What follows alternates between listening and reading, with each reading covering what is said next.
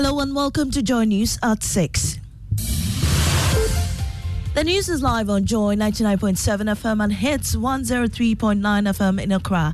In Kumasi, we are live on Love 99.5 FM and over 30 affiliates across Ghana's 16 regions, including ATL FM Cape Coast, Might FM Tamalik, Bewa Radio Yendi, and in Kiligi FM Boli. Get radio, TV, and online content on the myjoyonline.com interactive app for Android and iOS devices. Coming up, anti-corruption campaigners welcome the Attorney General's decision to broaden the scope of investigations into former Sanitation Minister Cecilia Dapaah's hoarded cash to include her source of income.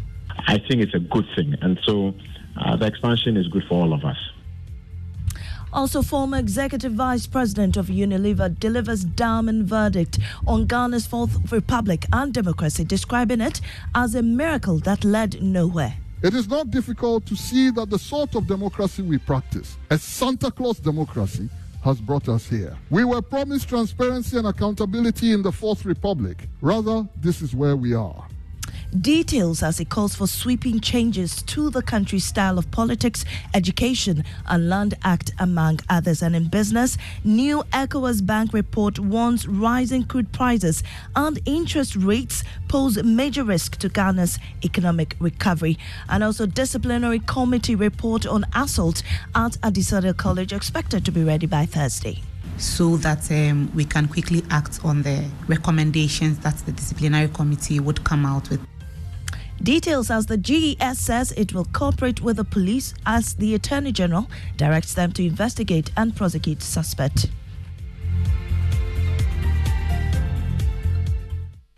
I am Amiesi Nyamiche Thompson. Details now. Anti-corruption campaigners have welcomed the Attorney General's decision to expand the scope of investigations into former Sanitation Minister Cecilia Dapaah's hoarded cash scandal to include her source of income. The police is awaiting the Attorney General's advice on the case.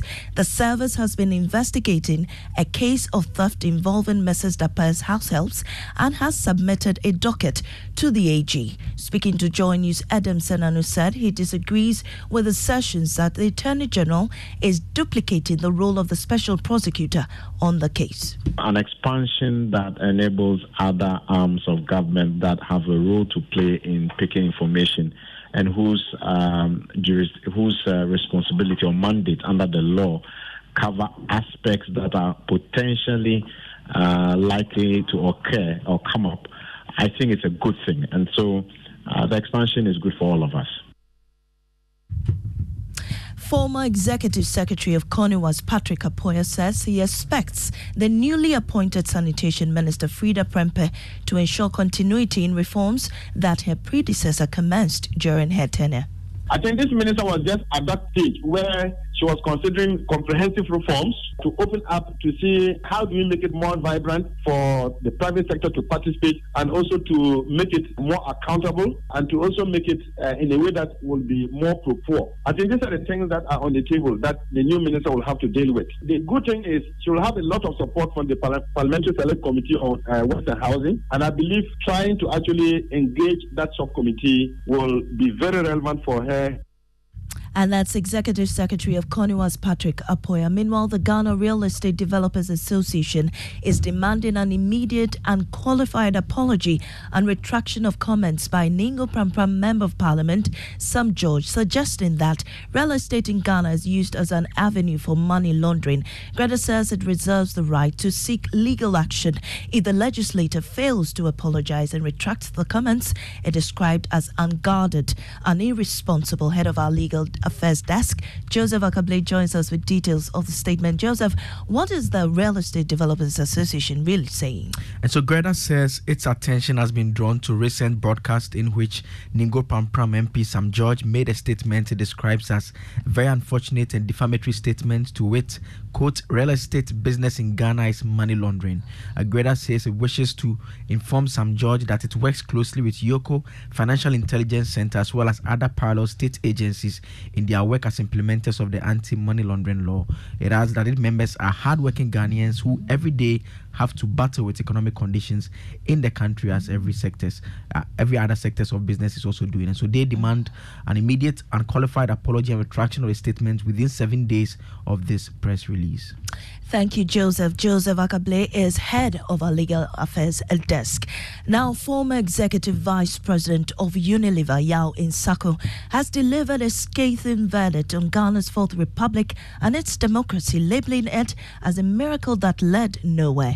In his paper titled Towards a Mindset Revolution, Ghana Beyond Neoliberal Capitalism, he questions whether the Fourth Republic has truly delivered on its promises. Insako characterizes the country's political landscape as a merry-go-round of miracles that lacks substantive progress, with politicians taking advantage of a seemingly disengaged population. He challenges the existing democratic system, insinuating that it falls short on delivering real change. Listen.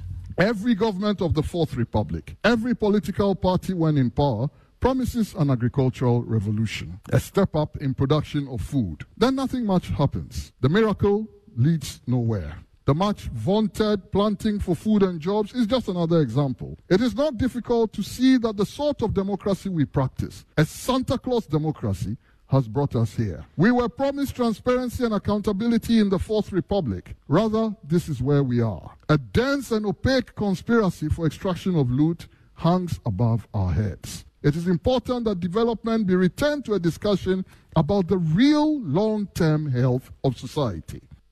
Well, Minister of Information Kojo Nkrumah was at the event, has been reacting to the paper delivered by Yao Insako. I agree with a good number of the ideas here. For example, what we are measuring as a people and the need to have conversations about the kind of things we are measuring and focus more attention on the things that deliver on the human quality indicators. Minister of Information Kojo Nkrumah. Now, the Ghana Education Service says the report by its disciplinary committee investigating circumstances surrounding the Adisadel College assault is expected to be ready Thursday. Head of the Public Relations Unit, Cassandra Chum Ampofo, says the ministry, after a meeting with the parties involved, requested that work is expedited on it.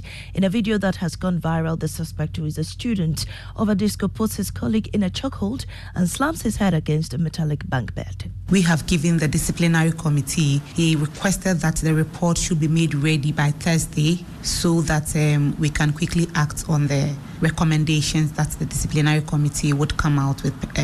He also requested that immediately we have to facilitate a further medical examination for the injured student.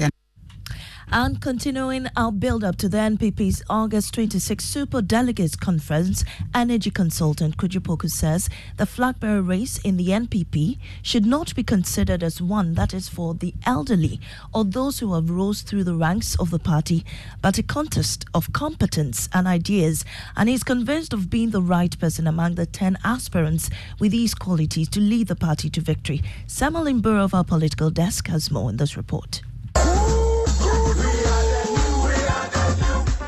Kojo Poku, an energy expert with over 25 years of working experience, is a relatively unknown figure when it comes to his political activism in the MPP. Despite being new to politics, he has now decided to contest the presidential elections. What has influenced his decision to do so, considering it is his first political contest?